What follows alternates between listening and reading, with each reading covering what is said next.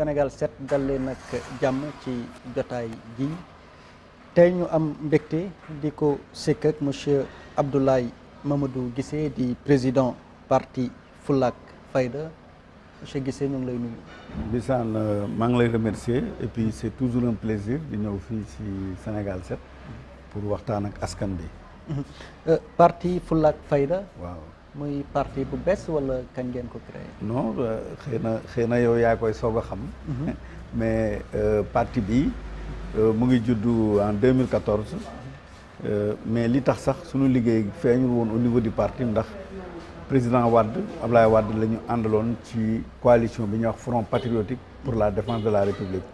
ndax tey boo dégg ñuy wax patriotisme yëpp foofu la jógee maanaam FPDR mooy première coalition bi Ablaye Wade wàccee ñu créé ko Ablaye Wade jiite ko def ma président à l'organisation. Front patriotique boobu pour la défense de la République boobu bi ñu demee ba 2019 ci la éclaté donc léegi nag ma commencé nag liggéeyal parti bi sama parti muy le mouvement culturel pour le salut du Sénégal Fulla ak Fayda dont le vice-président est Idrissa Diop musicien international. donc du parti boo xam ne Sénégalais yëpp xam nañ ko te ensuite récemment la ñu quitté Yewwi Askan bi ndax ci Yewwi Askan bi la ñu newoon pour élection locale yi bon mais bi élection locale yi jeexee ñu bàyyi Yewwi Askan bi léegi nag nekk ci champ politique bi pour bay suñu waar. mais participer gu leen ci benn compétition électorale da ngeen. si bien sûr 2014 dem nañu élection locale ñun ñooy benn parti Sénégal boo xam ne bi ñu ko créé dafa dem élection sans coalition am 92 conseils municipaux ci Sénégal bi yëpp mooy Fulla ak Fayda donc c'est expérience boobu 2014 bi ñu ci jógee nag la ñu sentir ne ñëpp pour amay conseillers wala amay député ay coalition la ñuy demee nit ñi nag ne xamal ñu ne membre bureau politique bi xamal ñu ne pour ñu amay député am représentativité il faut que ñuy bokk en coalition looloo tax en 2022 bi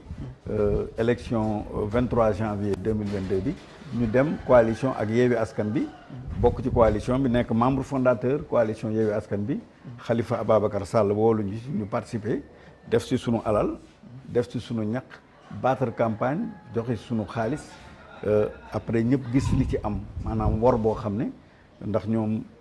ñeenti nit ñoo ŋànk coalition ci ñeent fukki parti politique ak juróom-ñaar ñoom ñëpp xaalis bi nga xam dañ ko collecté woon bitim réew ay 500 millions yëpp ñoom ñeent ñoo ko séddoo lekk ko sin biir muy lu ñu metti ak sunuy cotisation xam ne cotisé woon nañ ci caution bi ñu joxee pour caisse de dépôt et de consignation muy scandale boo xam ne tey bu doon dëkk développé la mais du ñu nekk fi di wax leneen loolu dañ koy wax mais boo xoolee presse bi dafa mel ni presse bi ñoom dañuy liggéeyal waa ji donc muy Ousmane Sonko ak Khalifa Sall te loolu ñun dañ koy metti lu ndax ñun aussi dañuy considérer que citoyen bu amee lu ko metti amay problème presse bi dafa war a tëddee njaxanaay mais dañuy gis ne ñoom dañ fiy nekkal pour benn nit kooku lu mu mënta def neex na leen buñ ne tëddee na doomu jàmbur neex na leen bu dee rey nañu ay nit ngir moom neex na leen te waa ji fi mu jëmee Sénégal baaxul su opposition bi c'est pas une opposition républicaine ñun moo tax ñu quitté Yewwi Askan bi ndax ñun on veut bu dee boo opposé nga opposé par les idées xool bilan ki fi nekk ak ñi fi nekk seen bilan li ñu liggéey li ci baaxul nga ne lii baaxul ñëpp xam nañ ne élection Sénégal kenn dootu ko sàccati kon jarul ay rit wootee mortel combat di rey nit te Ousmane Sonko boo xoolee si janvier bi nekkee maire Ziguinchor 6 mois ba juillet bi en 6 mois 6 personnes dee nañ fa. si yooyu yëpp dinañ ko aborder. voilà nga aborder ay questions yu bëri nga xam ne nii dinañ ko xóotal. ci biir débat bi mais dañuy des ci seen nekk ak Yewwi Askan bi. waaw parce que ni nga waxee. ku frustré laa gis ki nga xam ne nii peut-être. investiruñ ko ci élection locale yi. mu jeex mu claqué la porte wala demeewul noonu. demeewul noonu xam nga barki démb. Mansour Sy Djamil quitté na. waaw Mansour Sy Djamil bés du ñàkk. barki démb quitté na Yewwi Askan bi. moom investir nañ ko waaye fu ñu ko positionné moo ko neexul. non si local yi sax laa wax. waaw xam nga local yi ñun ci la ñu bàyyi. ñun du député yi. man egguma ak ñoom député yi parce que xamoon naa fi ñu jëm. ndax man politique dafa am lu ma ci Ablaye Wade di jàngal loo xam ne du ma xaar ba loolu jot ma koy def ndax man xamoon naa ne Yewwi Askan bi genre syndicat la rek boo xam ne dañoo fexe pour nu ñu rëccee mais pas Yewwi Askan mais ñoom nu ñuy fexe ba rëcc muy ku mel ni Ousmane Sonko ak Khalifa Ababacar Sall ak Malick Gakou mais ba tax na ñoom ni ñu jëlee élection yi locales yi ñun sur 557 communes mais ñun suñu parti nekkuñu candidat fenn xam nga loolu bu ñu la ko waxee sax yow da nga xam ne lii jaaduwul. peut-être seen dayoo doyul noonu aussi. mais dayoo wax naa ko Walfadjri c'est-à-dire que nit ki bu dee dayoom doyu la. kon bu ko woo ci coalition. man tooguma xëy suba teel ñëw yëkkati laa mais naan dama bëgg bokk seen coalition de ñoom ñoo ma woo moom ne ma dama kaay bokk dañ la soxla bu koo soxla nag ba mu ñëw nga laaj ko xaalis ne ko corriger ñu fay caution 30 millions caisse de dépôt et de consignation nga ne ko kaa ñu battre campagne kaa ñu def collecte jël ay numéro téléphone diaspora bi jël ay millions jox leen parce que sax yegg na milliard ñu def naa gis naa seen bilan rapport financier bi ñu def ñu ne rapport boo xam ne ñu ne synthèse la donc man tuddee ko synthèse de la nébuleuse parce que synthèse boobu ñuy wax nit booy def rapport da ngay publier rapport ba mu jeex wax xaalis bi fan la jëm ak ñan ñoo ko utiliser mais je pense que ils ne le feront jamais ndax xaalis bi ñoom ñeent ko utiliser Ousmane Sonko Khalifa Sall Malick Gakou ak waa PUR ñoo utiliser xaalisu nit ñi te loolu détournement de fonds de campagne la loolu dans un pays qui se respecte ñooñu war woon sax ñu leen di bàyyi ñuy doxantu nii parce que en France wala aux États-Unis ku ko def mais ci kaso bi ngay dee parce que tamit bien du contribuable la Sénégalais bu nekk Italie wala Espagne joxe xaalis pour coalition bi ñeenti nit aki moo ko loolu détournement la. mais muy ay accusations yu grave quand même mais est-ce que am nga ay preuves. ci mais preuve kay weesuwul li ma leen di wax bés bu nekk ay sàcc lañu ñoom ñeenti ñooñu ay sàcc lañu. mais loo wax ko rek yow warul. non porté naa plainte. porté nañu plainte sunu avocat defal na leen sommation interpellative. ne leen nañu firndeel xaalis bi fu mu jaar ba tey firndeel wu ñu xaalis bi. léegi lan lañ ci teg sudul ne dañuy def synthèse envoyé ko mais ñun dañuy topp mbir mi. xam nga lu tax ñuy topp mbir mi ndax réewum Sénégal wartuñu bàyyi ku jóg rek di laaj réew mi wala nekk député wala nekk heureusement sax ñoom duñu nekk député ndax niñ ma def élection locale yi def ko ñeneen tey yàlla fayul nañu te sonnuñu si ndax tey ñu ngi ni seen liste majoritaire yàlla nee na leen du antu moo tax ku lay xeex bàyyi kook yàlla ñoom dañu doon xeex maanaam njuuj njaaj yi ñu doon def bëgguñu ñun ñu gis ko parce que xam ne ñun duñu parti boo xam dañu croiser les bras di leen seetaan donc nag li ñu ñoom leen gënaloon mooy ku maanaam parti nga xam ne lu ñu wax ñu ne waaw fu ñu leen xooloo ñu xooloo leen man Ousmane Sonko mënu ma jiite Ousmane Sonko amul expérience politique boobu même débat buy wax da ngay xam ne kii habillage la mooy li may wax rek damay wax ne Ousmane Sonko oligarchie financière ak foncière bi ko entouré maanaam ñi nekk ay impôt domaine ak fu nekk yore xaalis yore alalu suuf réew mi ñooñu ñoo ko may doole. di jël yenn presse bi nga xam ne presse alimentaire la. di leen sonal nga presse bi non sonal lu ma leen ñoom ñoo deful seen liggéey am nañu ci deful seen liggéey man tey yéen dama toog ngeen woo ma. est-ce que man maa leen woo téléphone ne leen. non ñoo la woo. xam nga yéen a ma woo. est-ce que toute la presse pouvait en faire ainsi nekk tëdd ne njaaxanaay pourquoi bu président de la République wala ministre defee loo xam ne dictature la ngeen. presse bi yuuxu naan dictateur la alors que ñoom bu ñu def dictature kenn du ko wax. pourtant ñoom ñi ngay joxoñ baaraamu tuuma sax dañuy joxoñ baaraamu tuuma presse bi aussi. ñooñan la. ñi ngay joxoñ baaraamu tuuma ñoom Sonko. ñoom camp opposition bi comme du côté du pouvoir ñoom Sonko xam nga ñëpp dañuy tirer ci kaw presse bi xam nga ñoom Sonko kañ leen di tirer yéen. soo leen invité ku mel ni Ablaye Mamadou Guissé muy wax ci Sonko loo xam ne dëgg la lu Sénégalais yi sañul wax. wala ñoo xam ne dafa dañ leen tënk wala yeewu leen mais man tey man li may wax rek man kenn du ma yeewi parce que man Serigne Touba dëkku Serigne Touba Alaaji Malick ak Limaamul Mahdi ay Baye Niass nga may waxu yeewi yow da ngay yow li ngay wax sax xam nga li ngay wax sax maanaam nit kuy xalaat sax waru ko nangu nit ku gëm yàlla gëm Seydina Muhammad gëm suñu diine gëm suñu kilifa diine yi waroon nangu wax parce que ñoom waxu ku daanu la ñuy wax d'ailleurs sax man même bay bokk yeewi musuma ci nangu musuma d'accord ci terme yeewi parce que am na leneen lu gën a rafet yeewi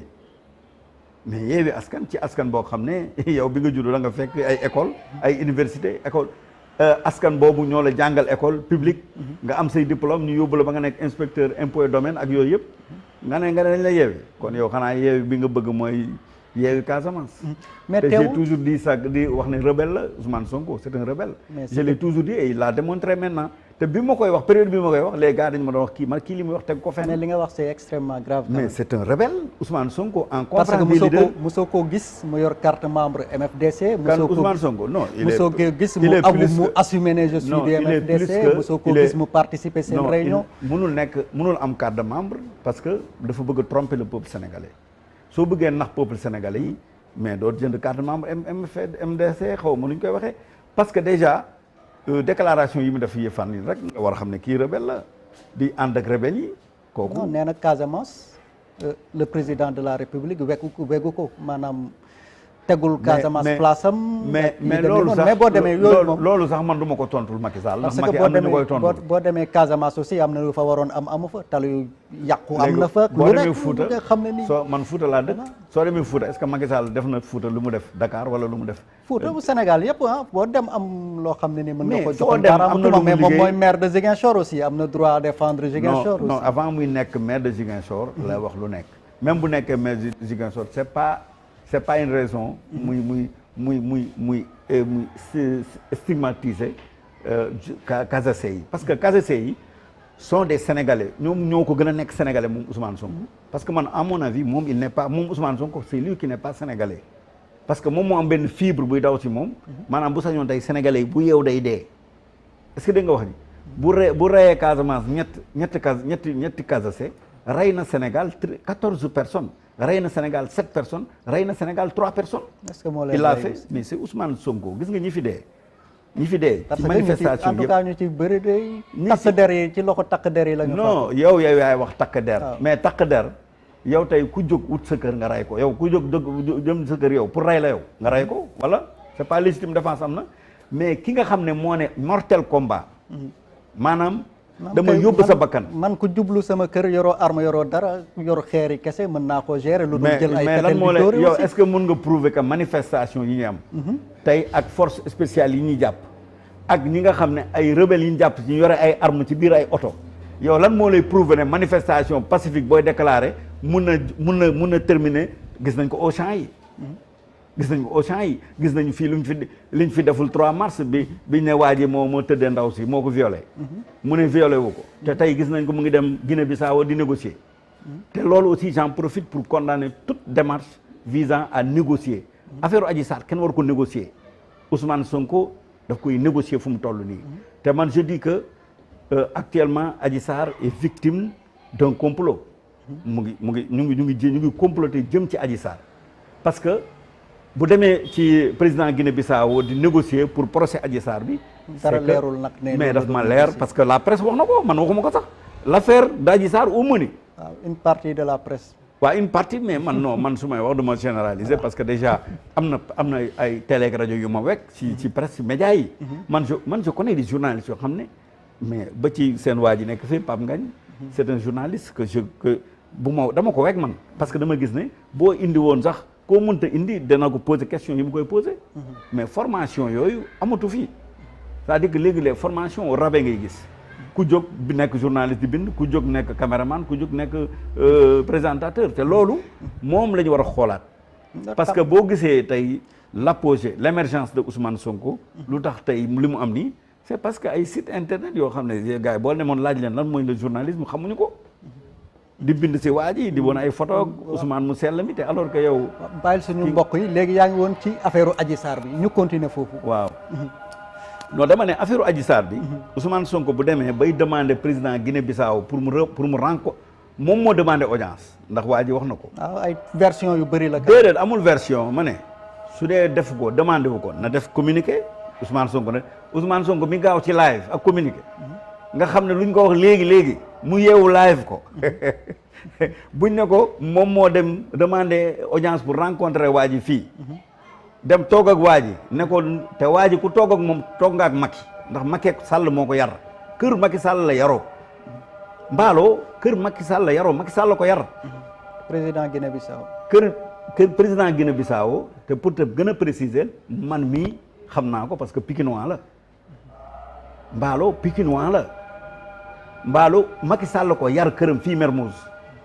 ba ni muy nekkee président Mermoz la ko fekk waaw kooku tey nga naan da nga ko bëgg a gis kon yow Macky Sall nga bëgg a gis kooku yore CEDEAO Macky Sall la yore Union africaine nga ne da nga bëgg a gis kooku nga ne da ngay ñëw waxu Adji Sarr mais pourquoi munoo wax justice sénégalaise nañ def procès bi rek moo gën chaque fois bu ñu ne procès nga wër-wërlu wër armée wër cimetière yi wër fépp naan damay dem wuyu ji kay ñëpp xam nañ kuy wuyu ji. moom mosul bañ procès bi kuy wuyu ji soxlul tantamar de. am na gars yi ñuy convoqué sur le champ dañuy takk seen dem ba fajar ñu dem toog buntu commandant wala inspecteur de police bi wuyu. man je pense que pour être plus sérieux Ousmane Sonko quand même tey je déplore la mort de François Mancabou mi nga xam ne ci force spéciale lañ ko jàppee foofu aussi may wax ne le seul responsable de cette mort c'est Ousmane Sonko parce que Sonko day dajale jeunes yi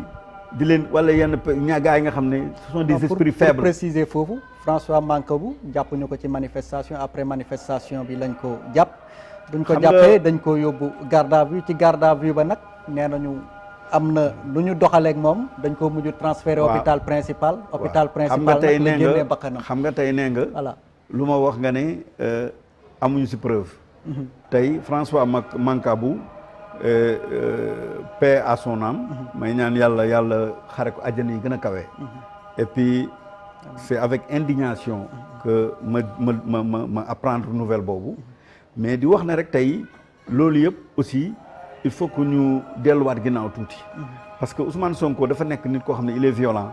dans l'ADN c'est un criminel boo xam ne il est prêt à tout pour accéder au pouvoir tey esprit faible yi ànd ak moom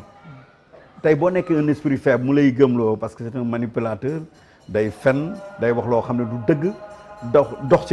dox ci xelu jeunesse bi nga xam ne fu mu nekk dañoo xiif dañoo mar nga leen di gëmloo yàlla mu ngi toog dem ñaajo di leen xaar soo leen ma falee ma fexe ngeen dajeek yàlla alors que tey le problème est mondial le problème mu coono adduna bi c'est mondial Covid bi 2 ans Covid bi passé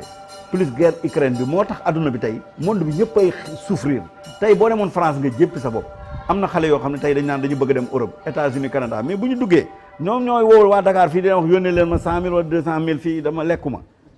parce que pour wane ne que tey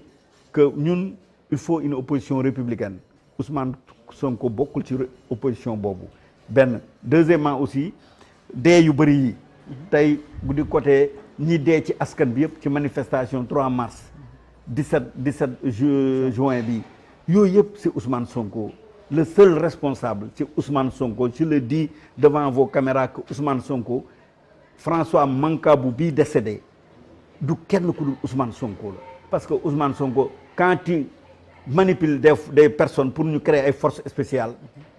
pour lan pour aller au palais déloger Macky Sall mais pourquoi moom Ousmane Sonko il ne peut pas aller au palais de déloger Macky Sall pourquoi di jël de jabaram wala ay doomam ñu dem au palais déloger Macky Sall pourquoi muy jël xale yi moom muy yóbbu doomam mi naan nañu may leen sama doom mu jàngi may leen mu julli ji àjjuma te àjjuma boobu la julli gën gis lu ko beneen àjjuma mu julli donc manipulation yi ak fen yooyu la war a arrêter man kaay ma wax la man je vous dis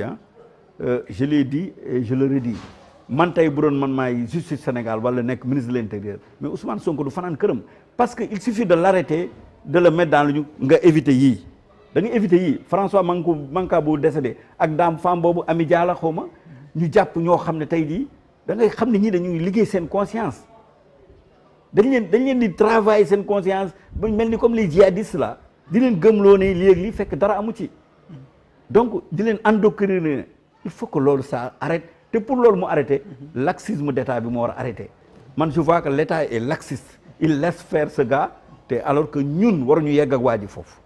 mais li nga wax lépp ci Ousmane Sonko je constate que ne mere nga ko trop. non du mere chargé nga ko bu non non du mere xam nga man loolu laay waxati si yéen journalistes yi mais pourquoi tey bu may waxoon si Macky Sall lii la je pense non doo ma tontu ne da nga yekk Sonko nga yekk Macky ñu ne da nga koo mere non man du ma yekk Macky Sall parce que Macky lu ma def man qu'est-ce que Macky m'a fait vous étiez dans l'opposition mais je suis dans l'opposition ce que je disais li ma doon critiquer Macky maa ngi koy continuer di critiquer mais man ku ma invité ci plateau télé bi ma bàyyee Yewwi Askan ba tey jii li ma naqari Yewwi Askan bi laay wax ak li nga xam ne aussi buñ ko defee Sénégal jëm kanam mais pas ñëw fii naan tiireel ci Macky pour lan may tiiree ci Macky man Macky ñëwul ne ma cotiser 6 millions wala 10 millions ma cotiser Macky Sall ñëwul ne ma kaa ñu def Kopor Express ñu collecté xaalis collecté 500 millions wala 1 milliard Macky Sall jël lekk ko Macky Sall lekkul sama xaalis man mais yow bi ngay adhéré budget de l'État voté par l'Assemblée la yore donc loolu Assemblée mu ngi def liggéeyam na def liggéeyam quand je critique Macky je le critique sur son bilan am lu mu def rafet na wala rafetul baax na wala baaxul est-ce que bu def ko ni du gën a baax mais mën nañ ne da nga xaw a contradictoire un peu parce que les événements de mars c'était avant les élections locales de janvier donc les événements de mars yi nga xam ne 2021 oui c'était avant les élections locales yi nga xam ne ni ci ngeen jàppale woon Yewwi donc Ousmane Sonko ñeneen non kon juum nga yow événement mars yi coalition Yewwi Askan bi teguwul woon mais après la coalition Yewwi Askan bi yëpp mais déglu ma wax la après la coalition Yewwi Askan bi kañ la commencé voilà 5 septembre après 5 septembre mais man avant ba mars nekkuma woon ak Yewwi amul existé wul woon voilà mais après nga rejoindre Yewwi malgré tout li nga reproché Ousmane Sonko moo rey les 14 xam nga coalition kii Bissane coalition xam nga nan lay tëddee waaw tey jii y a des événements qui se sont passés en Casamance suba mënoon nañu wax dañuy def coalition ay parti politique dajaloo man mun naa gis parti boo xam ne ànduma ak moom jubóowuma bokkuma conviction mais coalition la damay ñëw bokk naa ci coalition bi xam nga lu am solo conférence des leaders parti boobu waxee loo xam ne arrangé wu ma ne arrangé wu ma te loolu laa dund ak Ousmane Sonko ci biir coalition Yewwi Askan bi ba à un moment boo xam ne j'ai senti que ne man je dérangeais mais man loolu laa mos a j'ai été toujours libre dans mes convictions nee naa la ñun suñu projet de société fulla ak fayda la sama sëriñ fulla ak fayda boo ko amee da ngay def ni Tamsir Ndiémé Mbaye xam nga Tamsir Ndiémé Mbaye géwélu Alaaji Malick la dafa wàcc gaaru Tiwaawoon dajek Alaaji Malick xool ko ne ko Tamsir sa fas bi nu mu tudd mu ne ko foo ma yem la Alaaji Malick comprendre message bi dem lépp lu muy def da ciy boole Tamsir Ndiémé Mbaye kooku tey référence la ci histoire Sénégal donc nit boo amee fulla am fayda da ngay gëm sa bopp man du xaalis du lenn moo tax may ànd ak nit mais ku ma foo ma teg la fa donc Ousmane Sonko j'ai regretté dama regretté lu ma bokk coalition Yewwi Askan bi j'ai regretté d'être à côté de Khalifa Sall j'ai regretté d'être à côté de Malick Gakou ak de PUR parce que dama gis ne dañuy nax askan bi mais en venant ñun suñu conviction c'était de changer les choses changer ko mu ñu fi indi woon mais bi ñu ñëwee nag comme li nga waxee départ bi ñun ñoom kanam gi mu ñëwoon ak wax ak neexal yi ñu doon neexal mais man génn naa sax benn jour di leen tagg di leen gërëm di leen wax non vraiment gars yi dañu ñëw pour liggéey pour def nii mais après j'ai su que ne quelque temps après que li appréciation boobu ma amoon ci ñoom du boobu mais léegi ñu jëm ci ay élections législatives yi nga xam ne ni le 31 juillet campagne électorale bi ubbi na ban taxawaa ngeen am jëm ci élection boobu bon xam nga ñun suñu bureau politique dafa simple dafa maanaam ni muy liggéeyee maanaam dañ ko teg ci méthode ak organisation c'est-à-dire que du ñu ñoo xam ne lu ne bëri rek ñu ne bëri ndax ñun pouvoir taxul ñu maanaam boo créer parti c'est pour aller au pouvoir c'est pour accéder au pouvoir mais aussi la façon d'aller au pouvoir war nañ ko xoolaat parce que du n'importe comment ngay demee au pouvoir ba tax na bi ñuy pare local yi coalition yu bëri ñu créé fii législative yi woo nañu waxtaan ak ñun ñëw leen ñu ànd ci local yi ñu def leen position yu baax ay 2e 3e ak yooyu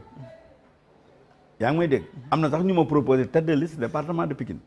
mais ñun on a refusé d'aller aux élections xam nga lu tax parce que mooy li ma la wax ni dañoo am problème boo xam ne on doit le régler d'abord mooy le problème sunu maanaam escroquerie politique bi nga xam ne dañu ko nous sommes victimes à Yewwi Askan bi kooku il faut ñu lijjanti ko ñun ba pare si temps bu choix lañ defoon ànd ak Yewwi Askan bi choix boobu mujjewul baax dañ koy assumer donc du ñu teg fii baaxul ñu teggi demaat fële non donc ñu bëri nag il croit que silence boobu am na lu mu tekki nii dañ lay wax ni mais alors que ñun on est en train de travailler ñu ngi liggéey on est dans les 15 régions ñu ngi dem 46 départements ñu ngi dem di defaraat affaires yi fu ñu ñëw gars yi nañu élection locale yi législative yi ñu ne leen liggéey leen constituer ay seen comité seen coordination ñu liggéey ngeen jënd ci carte membre yi bu neexee yàlla heure bu jotee dañ leen wax fi ñu jëm donc ci loolu lañ nekk. kon da ngeen nar a doo leen votel kenn ci élection yi maanaam da ngeen nar a peut-être boycotté laa ko mën a tuddee. non du ñu ngeen am ki ngeen jàppale. wala non pour le moment dem voté ji pour le moment. dëgg rek laa lay wax. pour le moment le bureau politique defagul choix. parce que sorewoo leen majorité sorewoo leen. li nga si discours bi nga tenir nii sorewoo leen jàppale la majorité en. non mais non bu la neexee nga wax loolu xam nga man je comprends les journalistes sénégalais yéen moom da ngeen di uteeg di journalistes français yi wala italiens yi wala espagnols yi. parce que Sénégal la nag ñooñu waaw d'accord naa parce que yéen ñaari camp am opposition wala pouvoir. yéen amul des centristes amul ci yéen. centriste mooy ki nga xam ne nekkul gauche nekkul droite. comme le MODEM en France. waaw comme le MODEM. parce que loolu aussi option la. option le choix politique la. François Bayrou. choix politique la parce que ça te permet d'arbitrer da lay permettre aussi que tey jii mun ngeen foog ne ki jiite réew mi baaxul ki ngeen defee ne opposant bi moo baax fekk opposant baaxul la preuve tey Ousmane Sonko bi tey su dee moom rek moo fi des pour nekk président Sénégal man damay changer nationalité man. en tout cas conception bu ma am ci centriste. vous êtes tout sauf un centriste quand même. Ah, mais pourquoi, tu me dis? Tu charges l'opposition. Je ne charge pas le pouvoir. La plus représentative. Parce que... Mais en épargnant de l'autre côté, la majorité. Non, ne parle... Il faut savoir la communication. Il faut savoir faire une bonne communication. Moi, je ne suis pas venu pour faire le bilan ou le procès de Macky Sall. En venant ici, Macky Sall ne m'intéresse pas. Parce que quand je suis venu à kon ñëpp xam nañ sa position ci Macky Sall la. parce que opposant nga jógee Yewwi Askan Wi bëgg a tirer si ñi nga xam ne ils t'ont mené ils t'ont escroqué politiquement lekk jël say ressources jël sa alal mais ñooñu nga bëgg a ñëw ne da ngay wax ak ñoom bëgg a ëlbati ko di ko xeex mais bu yàggee yow les gens diront ne kii c'est un nihiliste. Non, je ne suis pas un nihiliste. Ñun on sait communiquer. li ñuy communiquer xam nañ ko. ay dañuy école yu mag la ñu génnee. man ECOSES Paris 20e laa génne donc man xam naa lan mooy communication. communication bu utile xam naa ko. Ousmane Sonko doo ko mos a laaj lu tax yow foo waxee rek di Macky Sall la ngay wax. mos nga dégg Ousmane Sonko wax la keneen ku dul Macky. c'est normal il veut se positionner en principal opposant. waaw mais loolu taxul kenn la am benn mooy cible mooy Macky Sall nag bu ko doon def peut-être mooy alter ego moom la ko bëgg a jàppee. non bu ko doon def ak technicité. technicité. mooy lan mooy démontrer. quand tu un opposant si tu veux être un opposant numéro 1. te je te rappelle aussi que Ousmane Sonko n'est pas ni ngeen koy xalaatee. c'est-à-dire que fii boo dindee ay ñi nga xam ne n'ont pas participé aux élections ay Karim Wade gars yooyu. donc tu peux dire que Ousmane Sonko en tant que troisième. Idrissa Seck moo doon deuxième. donc mathématiquement tu peux dire qu'il est le chef de l'opposition parce que Idrissa Seck dem na ci Macky. mais sur le poids électoral kañ ngeen koy xam da ngeen ko xam bientôt. te dama ko mos a wax si groupe WhatsApp conférence des leaders Yewwi Askan Wi. dama ne Sonko yow laay waxal ci groupe WhatsApp. ma ne ko yow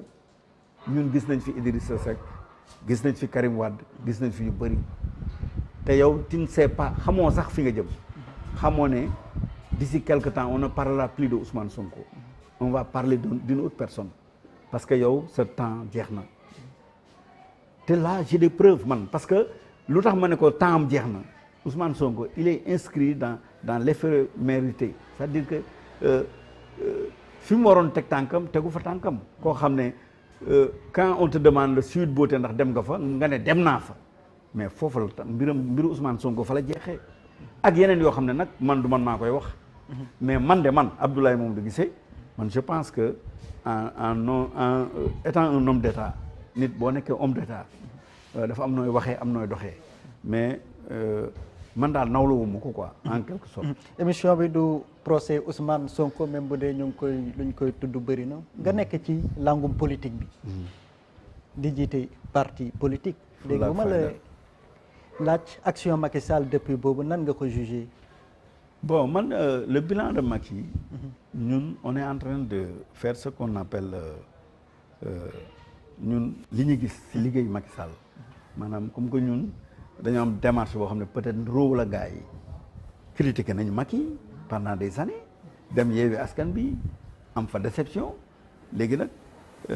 dañu am benn livre blanc boo xam ne ñun on va le sortir wax ce que Macky Sall a fait et ce qu'il n'a pas fait ce qu'il devait faire ce que li nga xam ne aussi ñun lañ koy reprocher en tant que opposant ci loolu laa mën a yem mais quant à ñëw fii di la limal benn par benn mun nga ma pousser ba lim loo ma loo xam ne réalisation wala lan la te alors que loolu indiwuma fii comme je l'ai dit rek biñ ma invité nee naa leen man télé bu ñu ma invité wala rajo bu ñu ma invité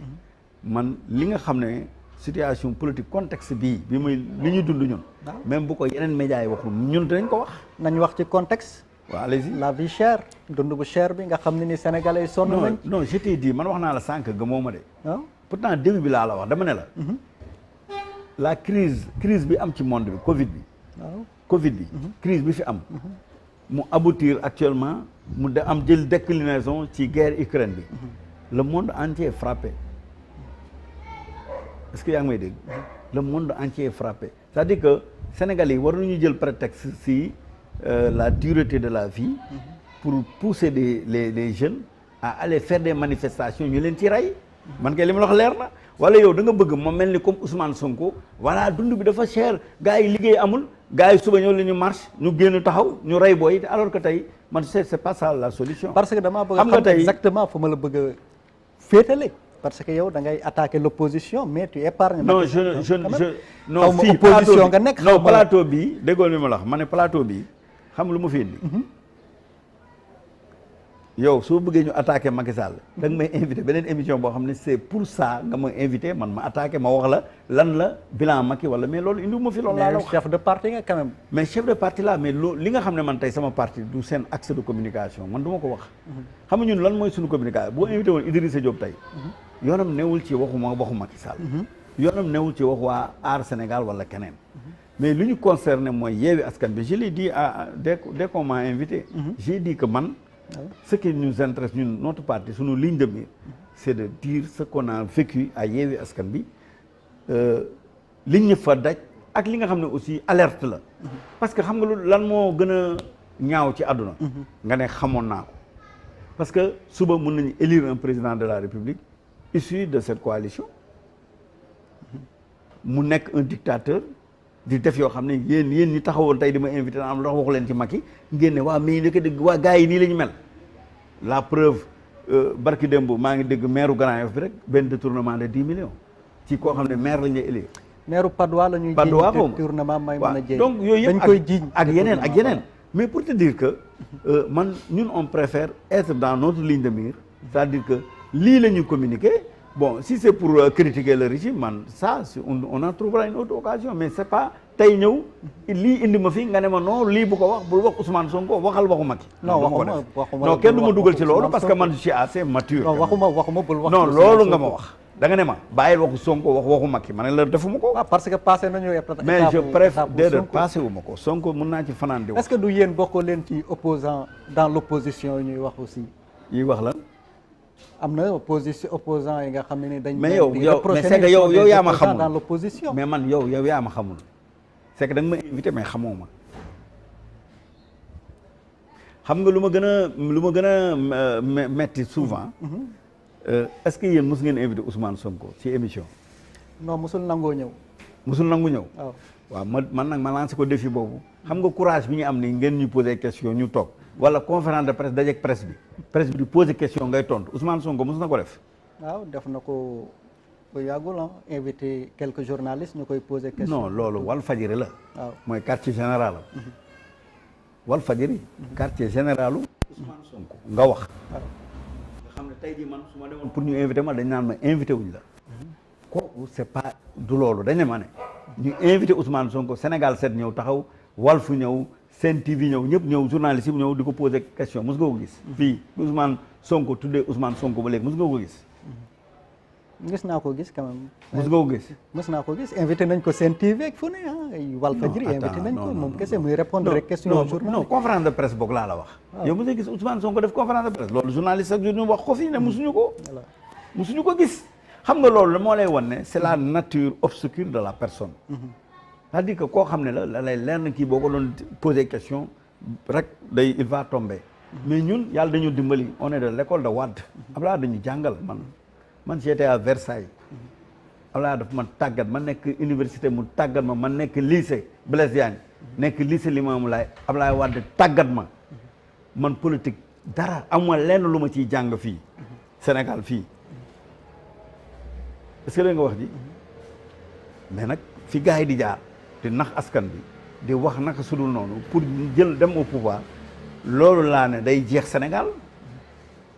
man je préfère un gars clean même su dee bokkuñu man ak moom vision mais bu clean ñafe ba jël réew Sénégal que ba jël ba des gars yoo xam ne ñëpp xam nañ leen qui paye des gars dans les réseaux sociaux pour ñuy saaga nit nii wala de kii nii parce que tout simplement ñoom loolu mooy seen arme une petite arme virtuelle ah l'injure dans la bouche ah la haine dans le ventre ñooñu ñooy les gens de Pastef de Ousmane Sonko ak ay ñooñu y a rien d'autre amuñu maanaam seen bopp yi dara newu ci ndox la c'est-à-dire que ay des esprits faibles qui sont dans les réseaux sociaux bu ñu toogee si di jaay seen ndox sax wala lenn ñu ngi yoree seen tablette di saaga nit ñi di xaste alors que une république ne se construit pas dans cette dynamique d'injure est-ce que da nga wax ji tey France boo xoolee France Emmanuel Macron xale bu ndaw la saagawul violé wul deful lu ñu naan Ousmane lii nga def waroo ko def te pourtant il est président de la République réélu il a un discours franc sincère avec les Français mais pourquoi ñoom mënuñu ko est-ce que ñun ñu ko cautionné ko ñun man dans l'opposition di cautionné loolu je suis complice boobu laay bañ moo tax je les dénonce léegi assistance à une personne en danger xam nga nit kooku dañ la war a jàpp tey boo ñëwoon fekk benn nit buy waaj a lab ni wala di am problème da nga ko war a sauver c'est ça niveau boobu le peuple sénégalais toll par rapport à cette opposition incarnée par Yewwi Askan Wi parce que peut-être mën nañ ne loo leen mën a reprocher ñooy en tout cas chef de l'opposition fa la nekk ci résultat local yi yu ñu weesu ñoom ñooy coalition bu gën a mag ñooy l'opposition nga xam ne ni ñoo gën a dëgër en tout cas ci lu résultat yu ñu weesu wane peut-être aussi lu tax loolu am dañoo utiliser justice peut-être pour brimer ñi nga xam ne nii mën nga leen jàppee yow ay opposants yi nga xam ne ni mënoon nañu responsable ku ci mel ni Khalifa Sall ku ci mel ni Karim Wade ak yi demee noonu peut-être dañoo utiliser peut-être pouvoir bi tey nga bañ a attaquer ci plateau bi peut-être ñoom ñoo utiliser justice pour freiner élan ñooñu moo tax tey Sonko am dynamique bu mu am aussi loolu tax mu émerger waaw pourquoi pas loolu analyse boobu mën na nekk mën na nekk mais est-ce que yoon la aussi ñuy utiliser justice pour xeex ay opposants mais rien ne justifie l'injustice amul injustice dara mënu ko justifier déggoo ma gis nga nit soo fekkee nit ci mbedd muy doxam waaw yaa ngi may dégg nga ñëw yaa ko ëpp doole nga dóor ko ne loolu dara mënu ko justifier nel benn yow yaay président de la République wala yow yaay premier ministre wala yow yaay buur siin ku mënoo fen waaw nga ne maa ëpp nit ki doole dóor ko loolu dara mënu ko justifier loolu woo tax man may xeex li ma subir Yewwi Askan Wi loolu injustice boobu ngay wax nii li justice bi def ñooñu tëj leen fii ñun loolu la ñu subir ñun loolu la ñu subir Yewwi Askan Wi pour nga comprendre fi may waxee pour nga comprendre sama amertume am nga amertume quand même ça c'est ça parce que buñ la poser question est-ce que dinaa la wax leen man sama jabar jël na ay takkaayam biñ nekkee Yewwi Askan Wi pour dem joxe caution jël na takkaayam dem tay la ko ñu participer joxe dem caisse de dépôt et de consignation joxe caution waaw ma lay laaj loolu tey man je peux me être là di tagg Yewwi Askan Wi naan non ay kii lañ kon ma xam ne man tekkiwu ma dara parce que nit àdduna gis nga àdduna da ngay gëm sa bopp xam fi nga jëm et puis tubaab day wax quand on est de bonne foi on ne craint pas les sanctions man je ne crains pas les sanctions venant de ces gens là gars yi ma jàkkaarloo nii